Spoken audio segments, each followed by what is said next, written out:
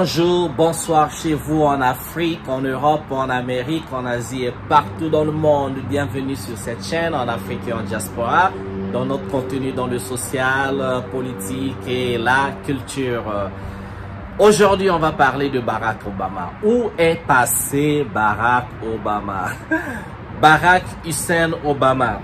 Eh bien, j'espère que vous connaissez tous Barack Obama, qui fut donc le 44e président des États-Unis d'Amérique. Barack Obama, fils d'un Africain venu donc du Kenya et d'une mère caucasienne venue donc des États-Unis d'Amérique avec des origines irlandaises, bien sûr, comme on dit en anglais, Irish. Barack Obama est arrivé au pouvoir en 2008 et avant d'être au pouvoir, il était donc sénateur de l'État de l'Illinois, donc dans l'une des villes les plus célèbres qui est donc Chicago.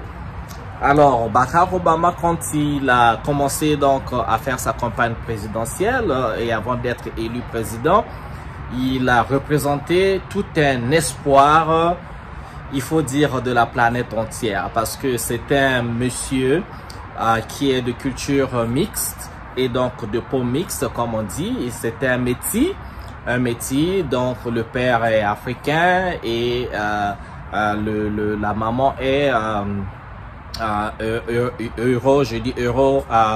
euro-américain. Donc, vous savez tous que les Européens, les Caucasiens ou les Blancs, comme on dit, viennent de l'Europe, ok? Et donc, lui, il vient donc de ce couple mixte. C'est un gars qui est métis. Et il est arrivé au pouvoir, marié à sa femme Michelle Obama, avec leurs deux filles, Malia et Sacha. Alors, Barack Obama arrive au pouvoir. Déjà, c'était incroyable qu'on ait sur la liste des candidatures de l'élection présidentielle américaine un noir, comme on dit noir. Vous savez, les métis en Europe, dans l'Occident, sont considérés comme noirs.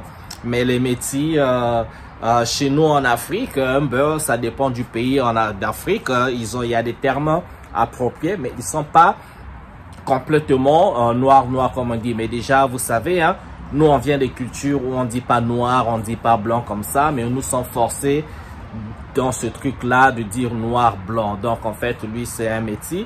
Il faut parfois donner les gens leur race et à leur juste titre. Donc c'est quelqu'un qui est moitié africain, moitié européen, il faut dire, dans le sens des origines.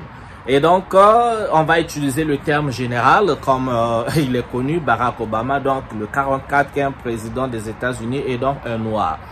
Comme c'est pas souvent arrivé et il n'y a jamais eu un président noir, non pas qu'il n'y a jamais eu un noir sur la liste des candidats à l'élection. Il y a eu plusieurs noirs qui s'étaient postulés donc à la magistrature suprême des États-Unis, sauf que n'avait jamais été élu. Et donc lui, en étant élu, il avait battu, il a battu qui déjà là? Je sais qu'il faisait sa campagne contre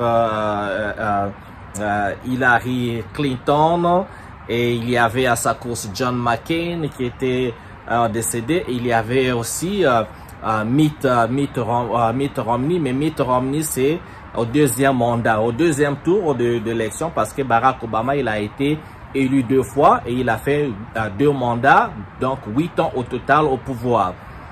Et donc revenons donc, l'espoir qu'il a représenté dans toute la planète, c'était l'engouement, mais les gens étaient contents. Moi-même qui vous parle, j'ai eu des larmes aux yeux parce que Barack Obama, quand il prend la parole, il parle, eh bien, vous avez tout de suite envie de prêter attention, de par son éloquence, de par sa façon collectée, de par sa prestance, de par sa façon sa façon d'être, de marcher, de regarder, de manipuler les mots, et aussi cette façon de créer de l'émotion, de vous captiver, et de par sa voix assez imposante, tout de suite vous trouvez de l'élégance, de beaucoup d'élégance, beaucoup de décence, en tout cas un gars quasiment parfait. Un brillant étudiant venu donc il a étudié à Harvard, donc il est sorti de Harvard, il a fait des études en droit, et sa femme d'ailleurs aussi, des études en droit, et donc l'intelligence n'est pas une question sur la tablette de Barack Obama. Et donc, l'espoir rendu, tout le monde s'est dit, et surtout encore les communautés noires des États-Unis, ben voilà notre Messie, voilà quelqu'un qui va régler certains de nos problèmes. Les Africains aussi se sont emballés dedans. Oh, Barack Obama, il va changer les choses, il va peut-être changer la politique étrangère des États-Unis. Il y a eu des larmes, il y a eu des célébrations, des chansons, il y a eu des rues, des avenues renommées. Barack Obama, on l'a célébré même au Japon, partout dans le monde, en Chine, en Afrique, en Europe. Mais c'était l'espoir, c'était un souffle nouveau qui soufflait donc pour les États-Unis et pour le monde. Donc, parce que vous savez que les États-Unis, la première puissance mondiale, influence la planète sur plein de domaines. Le domaine déjà, leur supériorité militaire, économique et même culturelle. Avec Hollywood, qui n'a pas regardé les films Hollywood, films d'action, Rambo, Stallone, Rocky, tout ce que vous voulez. La culture, la musique, le hip-hop, Michael Jackson, Madonna, MC Hammer, Bobby Brown, James Brown, Aretha Franklin, les Beyoncé, les Whitney Houston, les Cyndi Lauper, plein de gars de ces générations, les Temptations, Motown, Jackson 5, Janet Jackson, donc tout qui n'a pas été influencé par la culture musicale et encore la culture sportive, donc le sport, que ce soit dans le basket avec les Kobe Bryant, comment on appelle, les Michael Jordan, Michael Johnson, plein de gars, Scottie Pippen, Shaquille O'Neal, on a été, donc cette culture est bien influencée, donc vous arrivez comme président d'une telle nation, alors c'est très important pour le monde, on prête bien attention. Et encore, nous Africains, quand même, il a le sang africain, son père il vient du Kenya, de l'Afrique de l'Est, du Kenya, où il a jusqu'aujourd'hui ses parents. Ok, ses parents, Barack Obama, il a séjourné d'ailleurs au Kenya, il y a des photos, il y a des vidéos où il a été avec sa grand-mère, il a ses frères d'ailleurs, qui ne sont pas métis, mais qui lui ressemblent, qui parlent comme lui, qui ont la même grande taille comme lui. Il a des frères en fait, et il a des sœurs, il a des tantes. C'est vraiment le sang africain, Barack Obama. Parce que son père fut bien kenyan, fut bien africain, même s'il a beaucoup grandi avec sa maman et donc avec beaucoup plus imbibé de la culture américaine, la culture euro-américaine, donc du côté de sa maman. Tout à fait normal, où il a séjourné à Hawaï, bon, un peu partout où la famille voyageait. Et donc, c'était carrément une révolution politique. Nous sommes, on s'est dit, ben voilà, quelqu'un qui va changer les choses. Et après sa nomination, tout de suite après, comment on appelle la cérémonie d'intronisation, bon, il fallait donc qu'il prenne les affaires. Par contre, l'arrivée de Barack Obama n'était pas toujours vue d'un bon œil du côté des radicaux aux États-Unis. Son arrivée a donné l'espoir à beaucoup de gens, donc à une partie des États-Unis. Par contre, l'autre partie des États-Unis s'est dit, quoi? Un noir au pouvoir? Mais c'est pas possible. On a tout de suite vu un effet contraire. On disait, bon, c'est l'espoir, il y aura diminution du racisme, il y aura peut-être plus moins de haine, moins de bruit, moins d'injustice contre le noir. Mais c'est l'effet contraire qui s'est produit. Aux États-Unis, on a assisté tout de suite à la montée du racisme. Les groupes haineux sont sortis, comme le Ku Klux Klan sont sortis, les Proud Brothers. Il y a eu tous ces groupes de criminels, de racistes, mais de haineux contre les Noirs. Sans raison, les suprémacistes blancs sont sortis de leur trou. Et ça a été encore beaucoup plus renforcé avec le président après Obama, Donald Trump. Mais on n'est pas ici pour Donald Trump, on est ici spécifiquement pour Obama. Donc Obama a subi toutes les pressions avec le groupe démocrate qui avait perdu donc le House of Representatives et encore le donc en fait le groupe démocrate avait perdu le parti démocrate avait perdu le Congrès. En perdant le Congrès, ça veut dire vous influencez moins sur les décisions, sur les policies ou encore les mandats, les règles, les décrets. Voilà, c'est le mot français que je cherchais, les décrets. Et donc, c'est ce qu'on a assisté. On a assisté tout à coup à la montée de la brutalité policière. Donc, et la tuerie des Noirs a augmenté tout à coup. Bon. Ça, c'est une histoire quand même qui ne surprend pas parce que l'Amérique a toujours été comme ça, très raciste, très haineuse à cause de leur passé esclavagiste et autres. Mais pour moi, et surtout le in de cette vidéo, c'est la politique étrangère. Barack Obama nous a donné tout un espoir et à la fin, qu'est-ce qui s'est passé? Ça a été une grosse déception. 2008, Barack Obama arrive au pouvoir. 2009, il est nommé, il a reçu le prix Nobel. Le prix Nobel de la paix. Prix Nobel de la paix pour motif que, bon, il a voulu renforcer les relations. Donc, il a travaillé extraordinairement pour renforcer les relations internes, les relations internationales entre les peuples. Eh bien, le problème commence parce qu'à peine arrivé, on n'a jamais vu le travail de Barack Obama dans ce sens. Barack Obama n'avait jamais travaillé une année après sa présidence. Il n'avait jamais voyagé dans le sens de renforcer, de travailler sur la paix dans le monde. Ça n'a jamais été sa mission. Il n'a pas travaillé dessus. Et qu'est-ce qu'on a assisté? On va parler de qu'est-ce que Barack Obama a pu faire en Afrique et on va repartir aux États-Unis. Tout de suite, l'une des choses qu'il a faites, c'est renforcer ce qu'on a fait AFRICOM, Africa Command. Donc, cette institution qui est là pour donc veiller ou bien pour assurer, moi ce que j'appelle ça, faire la surveillance des affaires politiques et sociales du continent africain. Parce que les États-Unis sont donc le seul pays au monde qui possèdent des bases militaires partout dans le monde. Ils ont plus de 800 bases militaires. En Afrique, ils ont une base militaire. Et vers Djibouti, j'ai ouï dire qu'ils ont l'une des plus grandes bases militaires qui existent en Afrique. Donc, ils ont des bases militaires un partout. Comment on peut justifier la présence des bases militaires américaines dans le monde? Ça, c'est un autre sujet, on ne sait pas, mais je pense que nous sommes tous intelligents, on peut comprendre. Et donc, il a renforcé Africa Command. Il est venu en Afrique, il a fait des discours, mais beaucoup de ces discours portaient donc sur la promotion de l'homosexualité dans les groupes LGBTQ et tout ça. Nous, on a dit, mais tiens, mais ce gars, il vient en Afrique, il veut pas nous parler des programmes nucléaires, il veut pas nous parler des programmes militaires, de renforcement de l'éducation en Afrique, apprendre les technologies nouvelles, créer des académies, financer les académies pour que l'Afrique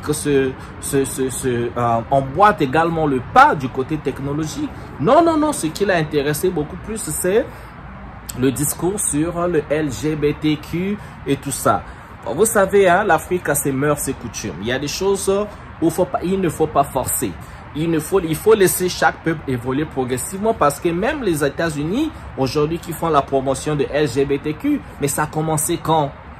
à peine 20 ans, 15 ans, 20 ans, il y a 30 ans, il y a 40 ans, personne ne parlait de ça. Vous n'avez qu'à regarder les vieux films pour voir comment les films étaient homophobes. Vous n'avez qu'à écouter les vieilles chansons, les comédies de tout le monde pour comprendre que même aux États-Unis, ça a évolué. Mais vous venez dans un continent où nous sommes à un niveau, on est en train d'analyser la situation, les conditions de précaires des populations. Il faut d'abord régler le problème de l'électricité dans sa généralité. Il faut régler le problème d'eau. Il faut régler le problème de la subsistance. Il faut nourrir les peuples. Il faut avoir des hôpitaux pour guérir les malades, avoir un système de santé qui peut donc subvenir aux besoins de toutes les populations, les besoins médicaux bien sûr. Donc il y a tous ces problèmes-là qui minent beaucoup de pays africains. On ne parle pas de ça, il s'est focalisé sur ce côté-là. Et c'est là aussi qu'il dit l'Afrique n'a pas besoin d'hommes forts, mais l'Afrique a besoin des institutions fortes. Je me suis dit, tiens, ok, d'aucuns diront c'est vrai, mais moi je dis l'Afrique a besoin des deux. Ce sont les hommes qui font les institutions. Ce sont les hommes forts qui font les institutions fortes. Bien que je peux comprendre la pensée de Barack Obama, mais on a besoin des hommes forts. Et quand je dis forts, je ne parle pas de ceux-là qui font la répression de leur propre population, mais ceux-là qui travaillent donc pour créer des institutions fortes, institutions financières, institutions économiques, institutions de santé, de sport et tout. Donc tout ce qui constitue donc la force de croissance, la force économique, la force de développement d'une nation. C'est de ça qu'il s'agit, ok? Nous connaissons nos responsabilités. Donc, Barack Obama, c'est ça qu'il apporte. Et tout de suite, on a vu avec Barack Obama qui a soutenu l'assassinat de Kadhafi. Vous avez vu que c'est sous Barack Obama que la Libye est entrée en chaos, qu'il aurait suffi que les États-Unis n'utilisent pas ou ne donnent pas l'aval à la France ou à l'OTAN parce qu'ils ont utilisé l'OTAN pour justifier donc l'assassinat de Muammar Kadhafi. Parce que bon, là, qu'est-ce qu'on n'a pas traité de Kadhafi, de dictateur, de tout ça. Et la Libye, c'était bon, Kadhafi, comme il est dictateur, il tue son peuple. Il y a des rebelles, des groupes rebelles qui se sont formés en Libye. Donc, les rebelles qui luttaient contre les injustices. Il fallait donc pour protéger la population libyenne. Et pour ce faire, il fallait donc armer les rebelles, soutenir les rebelles pour chasser Kadhafi du pouvoir. Le reste, vous avez vu ce qu'on a fait. On a sauvagement assassiné Kadhafi. C'est l'humiliation totale. Tuer la famille de Kadhafi et tuer pas toute la famille, mais quelques membres de ses fils. Ben déjà, les problèmes avec Kadhafi, ça a commencé il y a très longtemps. Vous vous rappelez le problème de l'avion, l'explosion de l'avion UTA. Et ça a commencé très longtemps. Mais Kadhafi, dès qu'il a commencé à parler de l'Union africaine, de faire une monnaie commune africaine, et dès qu'il a commencé à parler d'avoir des satellites africains, et surtout ce problème de monnaie unique africaine, une monnaie spéciale africaine qui serait donc basée sur l'or africain et non sur le dollar. Donc il fallait éliminer. Je pense que c'est là où Kadhafi a signé son arrêt de mort, et quand il n'avait pas le soutien d'une autre nation européenne ou puissante comme on dit, et déjà les nations de la Ligue arabe, eh bien vous connaissez hein, la Ligue arabe. Moi je pensais que la Ligue arabe est pareille à l'unité, ce qu'on dit l'unité, l'Union africaine. Ça veut dire que vous êtes une Union africaine, les Ragas, mais dès qu'on attaque les d'entre vous, non. Chacun défend ses intérêts, il ne vient pas vous défendre. Hein. L'Union africaine, pareil. Hein. On attaque le Congo-Kinshasa, la RDC. L'Union africaine n'est pas là. On attaque les terroristes surviennent, apparaissent au Mali. L'Union africaine n'est pas là. Les terroristes arrivent au Niger. L'Union africaine n'est pas là. Les terroristes arrivent au Tchad. L'Union africaine n'est pas là. Les terroristes arrivent au Burkina Faso. L'Union africaine n'est pas là. Et c'est comme ça. C'est comme ça. Mais attaquer un pays de l'Union européenne, attaquer une seule nation de l'Union européenne, eh bien vous allez voir ce que c'est l'Union européenne.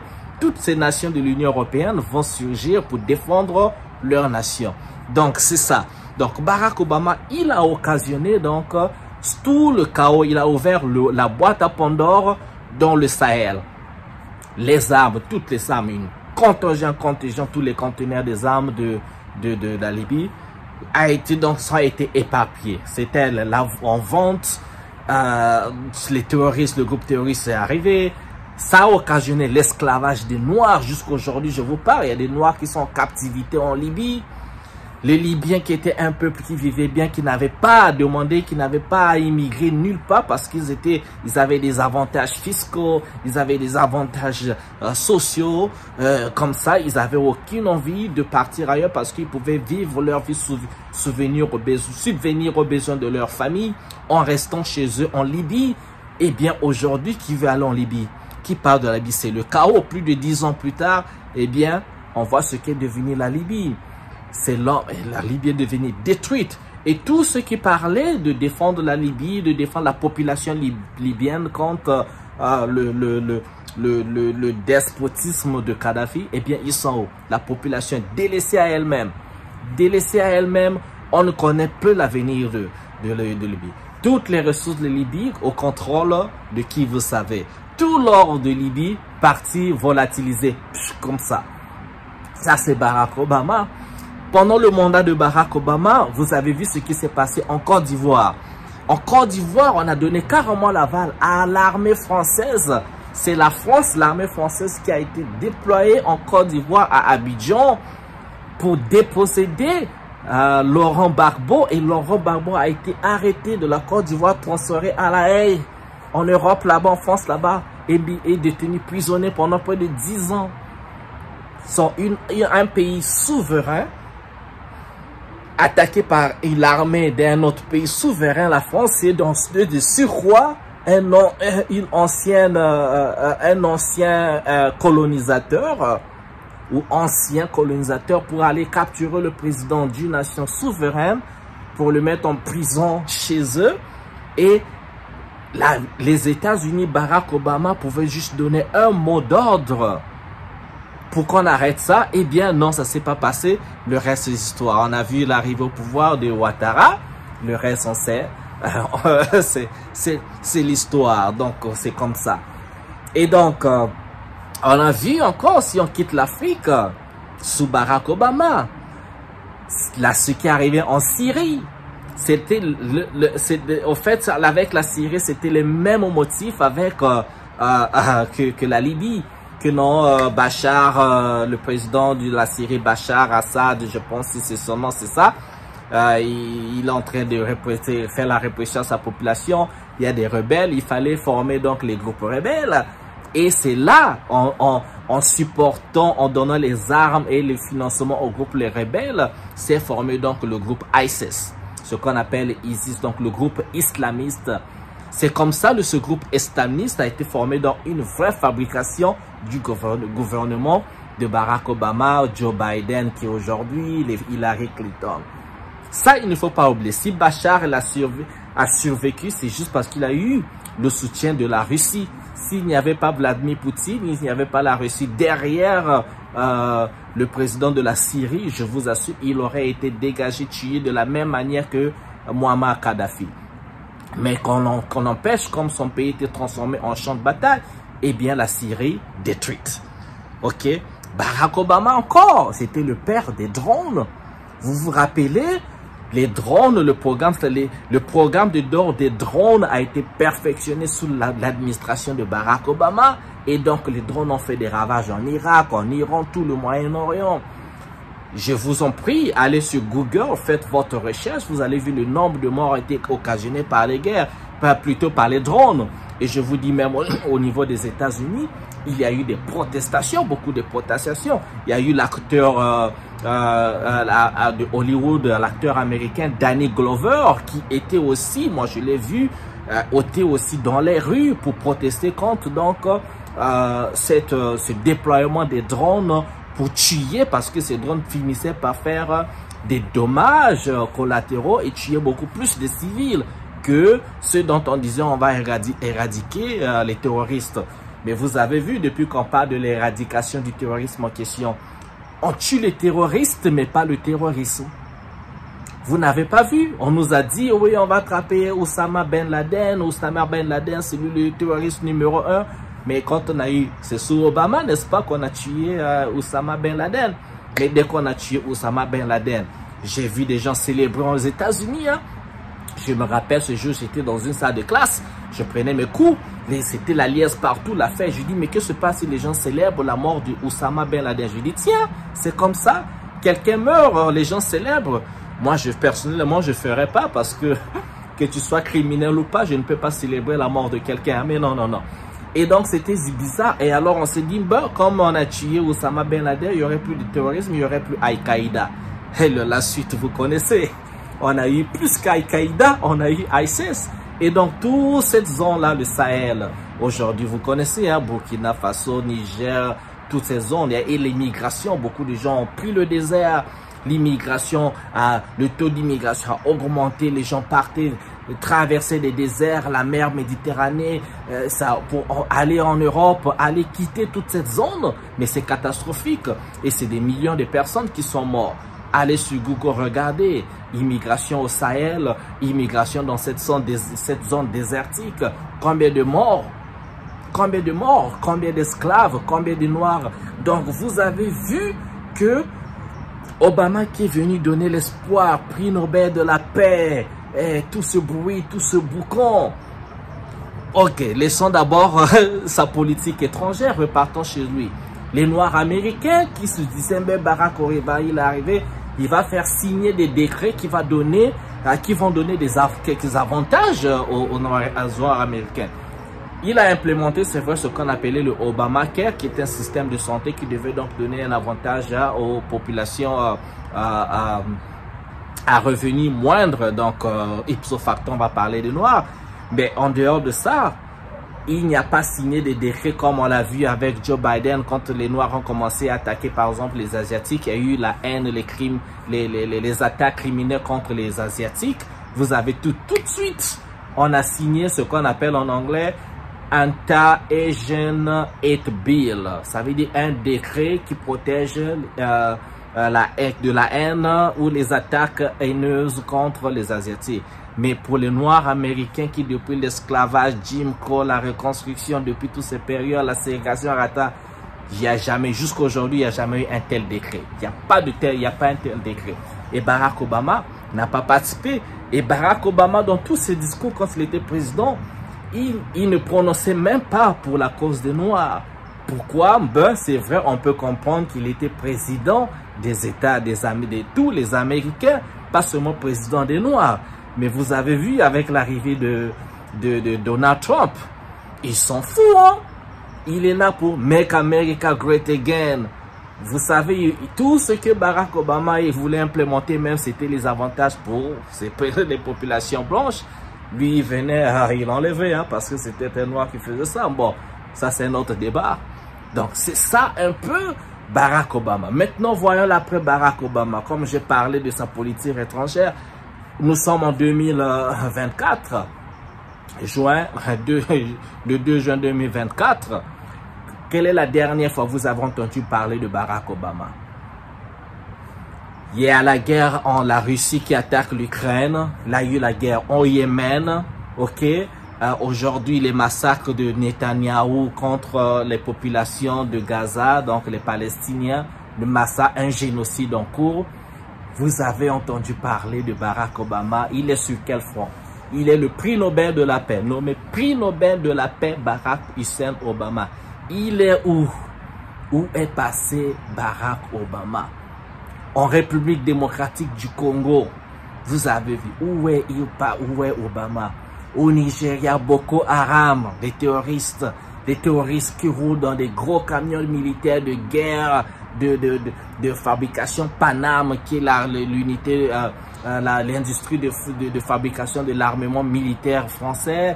Et vous avez vu, voilà, tous ces industries, hein, les